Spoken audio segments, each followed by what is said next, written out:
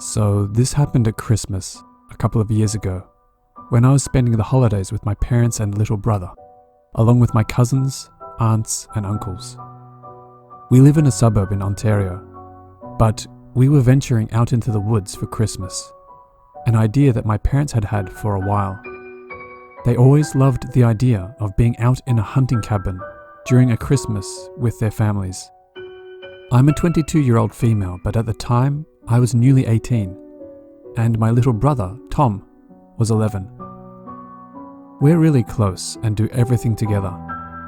We also had a dog, a German Shepherd called Trigger, who came along for the ride too. He's a real softie, but can be really overprotective, especially of my brother Tom. Anyway, we left from our house on Christmas Eve at about 2 p.m. and climbed into our dad's truck, filled with all of our stuff and presents for his extended family. Tom and I were really excited, winding each other up, and my parents were having friendly conversation as we moved along the road. We arrived at the village near the cabins we were staying in and caught up with my dad's sister, Billy, along with her husband and 3 kids. They didn't converse for long, but Billy was a bit unsure of where to go from the village to get to the cabins. So my dad helped her out by writing down the directions. We soon got back on our way and arrived at the cabins at around 4 p.m.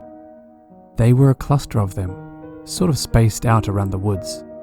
Each family had a cabin each, and there was one where everyone could meet up with a pool table, a swimming pool, and all sorts. It was kind of a place we could all just chill together and enjoy each other's company. Anyway, the weather was already really cold when we arrived, and the snow was falling all around us, so me and my brother unpacked our things into the cabin and settled in for the night. My dad started a fire whilst my mum made our dinner. It was great. The Christmas decorations were already up and we played a few board games as the night got darker. Dad, Tom and I decided before coming on the trip that we'd go hunting sometime. So we planned to go the next day. I'd been a few times with my dad, but this was Tom's first time. He was only there to watch us though, as he was too young to shoot. It reached about 10 p.m. and my brother and I were getting a bit tired, so we decided to go to bed. My dad kept his rifles in a bag, which he kept under the bed I was sleeping on. He'd usually keep it in a locked box, but thought there was no point since we were going hunting the next morning. Tom and I were sharing a room at the end of the cabin, facing a flowing river. The view was beautiful. Tom and I fell asleep with our dog Trigger laying at the bottom of Tom's bed. Now this is when things begin to get creepy. It was about 3 a.m. when I awoke to Trigger growling. I didn't find this particularly unusual because my dad suffers from insomnia. So sometimes, when he can't sleep, he sits in our living room at home and watches some TV. Like I said, Trigger is extremely overprotective and growls at any noise he hears. But that's when I noticed that there was no light coming from under my door. My dad never just sits in the dark. I whispered to Trigger, telling him to be quiet as Tom slept, but his growling soon turned to barking, which woke Tom up. He asked me what was going on, but I said Trigger must have heard some deer or something outside. After all, we were in the middle of the woods. Suddenly, our bedroom door swung open and the light switch was turned on. My eyes stung as I tried to focus on whoever was at the door. It was my dad. "Were you two laughing just now?" he asked as I turned to look at Tom, his eyes wide and his face pale. "No," I replied as he moved over towards our curtain, pulling it back as he looked out into the pitch-black wilderness. "What are you looking at?" Tom asked as our dad closed the curtains. "Nothing. Just go back to sleep." I was kind of creeped out that my dad didn't say anything about what he was doing, but he turned our light off and we tried falling back asleep again. Of course, I couldn't. I was wide awake for the rest of the night, flinching at pretty much every noise. It was about 4:30 a.m. when I finally drifted off, but it must have been moments later I heard strange crunching noises coming from outside our window. I was sure this wasn't some sort of animal. It sounded like footsteps. I had this overwhelming feeling of fear and pulled the covers over my face, sweat beginning to cover my forehead. I then heard a faint tapping on our window, which lasted for a good few minutes. I was so petrified I couldn't move. Trigger was awake by this point as I saw his face turned towards the window, his ears pointed and listening intently. The tapping started again, but louder this time, causing Trigger to bare his teeth. What happened next was the most terrifying thing that has ever happened to me. I know you're in there, little guy. His deep and husky voice whispered as a horrible shiver went down my spine. Why don't you come out here and play with me? Initially, I was filled with rage. I thought that it was bound to be one of my cousins playing a stupid prank on us. So I leaned forward and peeked through the gap in the curtain, ready to give them hell for scaring the shit out of us. But standing there wasn't any of our cousins. It was a creepy old man. He was around 60. His hair matted and his clothes looked dirty and ancient. He was stroking the window with his hands, breathing on it as he spoke. I went into protective mode. I didn't know what else to do, so I grabbed my dad's hunting rifle from under my bed and pulled the curtain back. Get the hell out of here or I'll shoot. I felt adrenaline rush through me as the creepy man's eyes widened and the most terrifying smile appeared across his face. Trigger began barking louder than I've ever heard him bark. My parents obviously heard the commotion and came running through to our room, turning the light on. My mum screamed as she saw the old man through the window, Trigger fiercely continuing to bark at the man. My dad yelled at the man, telling him that the police were on their way, but the man legged it back into the woods. Tom was petrified, but I was angry more than anything else. How could some sicko do this? I was just extremely glad I had the rifle. The cops caught the guy just a few minutes later and arrested him. I found out a couple of days later that the creepy man was homeless and living in the woods, and he was suffering from a lot of mental issues. It scares me to death to think about what could have happened to my brother if I hadn't been there. We spent the remainder of Christmas Day at the cabin, but we stayed in our Aunt Billy's cabin overnight. There was no way we were sleeping in our own after what happened. We went home first thing on Boxing Day and never looked back. My dad only told me the other day that he knew someone was hanging around the cabin, so he intentionally left the rifle under my bed in case I had to use it in self-defense. He did that because he didn't want to scare any of us. He called the cops after he heard the guy laughing outside of his bedroom window, singing nursery rhymes. He knew it would take a while for the cops to reach the cabin. Safe to say, that was the scariest experience of my life.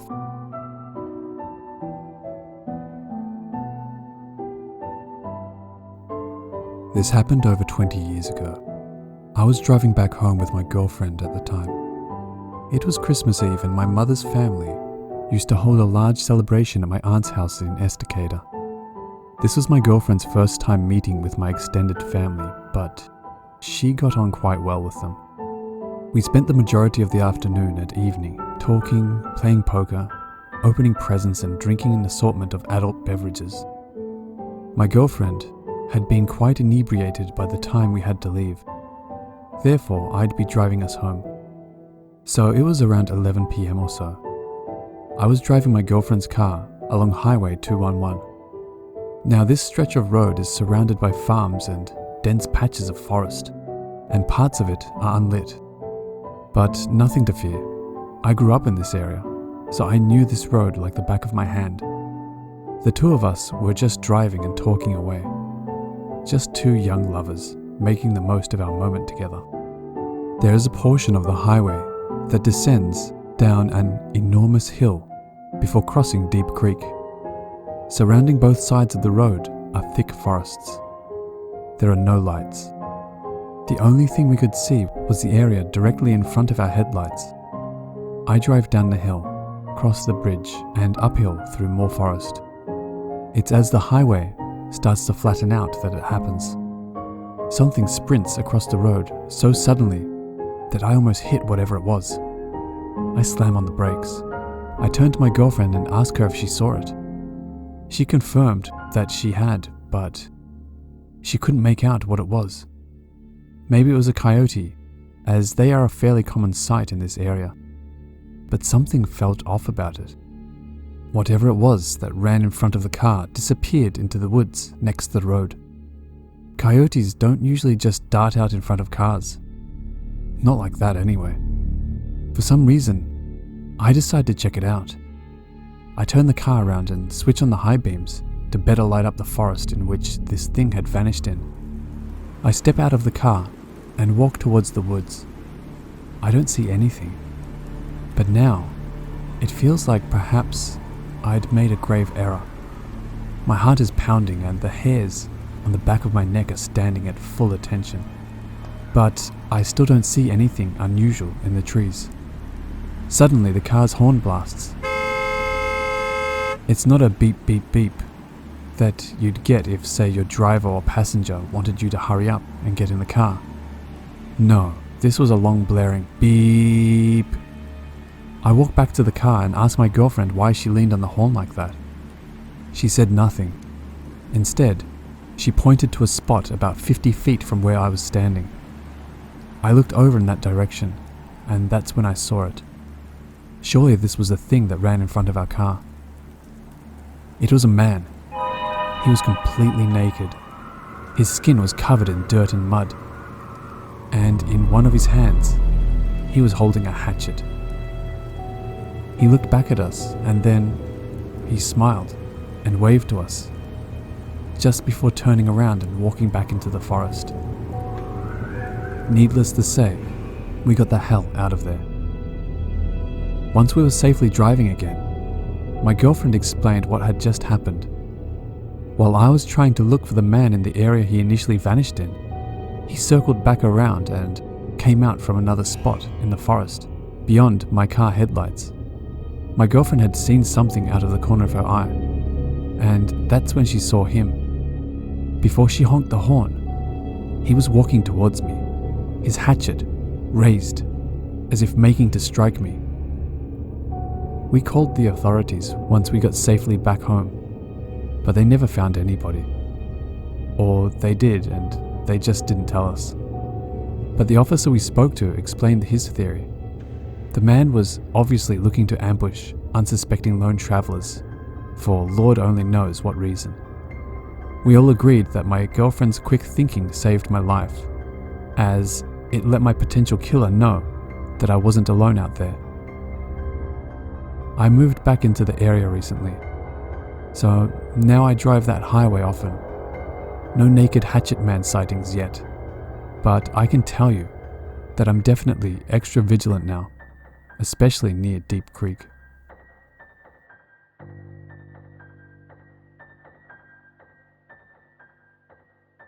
A few weeks ago, I was moving some stuff around in my room and accidentally broke the glass on my window. It was a small crack and didn't fully break, but it was enough that cold air and condensation were getting in and making my window ice up. So I threw a space heater in my room to try warming the place up. Now we have an old house, and if we have two heaters on at the same time, the fuses blow and shuts off power to the back side of the house. It was December and close to Christmas, so the other night was so particularly cold I had to plug in the heater to the outlet closest to my bed. This outlet was controlled by the light switch, so when I turn on the switch, the heater goes on. When it got time for bed, my room was sufficiently warm, so I turned out my heater. I told my parents my room was warm enough, so they put their heater on for the night. Fast forward to about 2 a.m. and I hear some noise in my brother's room. I think nothing of it and just shake it off. I just laid there and the noise had stopped, so I lay back down and tried to fall asleep. Then I started hearing noises in the kitchen, which was odd as nobody would be rummaging through the kitchen drawers at this time of night. I start to get a little worried and check my phone. I see a Snapchat from my brother from about 1 a.m. and he was out at a Christmas party getting wasted with friends, so I calmed down and think he just got an Uber home. I was wide awake at this point, so I checked my text and email and got back on Snapchat. This is when I really started freaking out. On the stories, there was my brother posted 13 minutes ago at a buddy's house who lives more than 20 miles away. It wasn't him in the house. I had an old broken hockey stick in my room. Not the best weapon, but it's what I got. So I quietly got out of bed to turn on the light to find it. I'd forgotten my heater was plugged in, so as soon as I flipped the switch, the light went out. But so did the rest of the power. It also just so happens that on that end of the house is where our CO detector is, and when power is cut it beeps loud. This must have startled whoever was in my house, and the kitchen door opened quickly. I woke up my parents to let them know what happened. Once we got the power back on, we noticed my brother's bedroom window was wide open. We saw footprints beneath my window, but thankfully the ice had frozen the window shut from the outside. Whoever was in my house climbed into my brother's room and was rummaging around the house. The presents left under the Christmas tree had been torn through and all the kitchen drawers were open. We contacted the police, who took down the information and said this kind of behavior is normal around the holidays. People find empty houses and look for gifts or cash. I don't know what would have happened if I had come face to face with this guy and my hockey stick.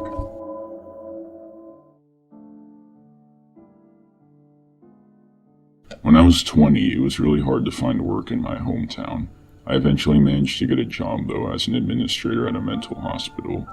It was mostly people who commit very serious crimes, usually arson, murder, or similar, who are believed to suffer from mental issues or personality disorders, are placed there instead of in a normal prison. I'm a rather petite woman, just over 50 kilograms, and looking years younger than my actual age. Easy target, you might say. I rarely interacted with the interns, apart from being the one to let them in and out of the gate when they had reason to be outside of the facility, and then always escorted by the guards. There was one man, a short and broad dude from the Philippines, who always looked at me with the creepiest smile you ever saw, eyeing my ID badge closely every time. I of course had no right to know what those people had done to end up in this place, but my boss felt the need to tell me about this guy. Watch out for him, she said. He's a serial killer and an arsonist. Never let your guard down. People think he's stupid, but he's not. He's actually over average intelligent. The summer turned into fall, and in September that year I left that job to go back to university. It wasn't until 2 years later, in December, just before Christmas, that it happened. I was shopping for a bracelet for my sister when I hear a whisper right next to my ear. "Hello, Josephine." I turn around and find myself eye to eye with the stalker arsonist guy from my job 8 years earlier. He had remembered my name too. I didn't buy the bracelet. I left in a hurry, certain that he had only been out on one of his short visits outside and that the guards were close by watching. I didn't see any guards that I recognized, but I was sure that they were there. My sister and I have a flat on the top floor of an apartment building, and when we are both home we keep our doors open so kids and pets can roam freely between our homes. We were in my flat decorating the Christmas tree when I heard the steps. Not the light steps of my niece, not the fast steps of my fiancé. It was the heavy, slow, determined steps of the arsonist. He had found me, and he was on his way up. I threw myself at the door, locking it shut. My sister had no idea what was going on, but I told her to take the kids, go into the bathroom, lock the door, and call the cops. I stood by the locked front door, listening to the steps. I could hear him roam around in my sister's apartment. He had found her Christmas cards and was reading the names of her children out loud. He started searching for something while whistling happily. My sister, always a rock, was keeping the kids calm in the bathroom while I was listening to him merrily explaining that he needed tools that he could break the lock open. Since I knew who he was and the police knew who he was, they arrived very quickly and soon the situation was resolved. It turned out that since there are too few places to keep these dangerous people, some had been let out early to make room for those considered more dangerous. I guess he found me by chance that one day in the store and decided there and then to go after me. It was a frightening experience, and if my boss hadn't warned me so vigorously about the man, I wouldn't have acted as fast as I did.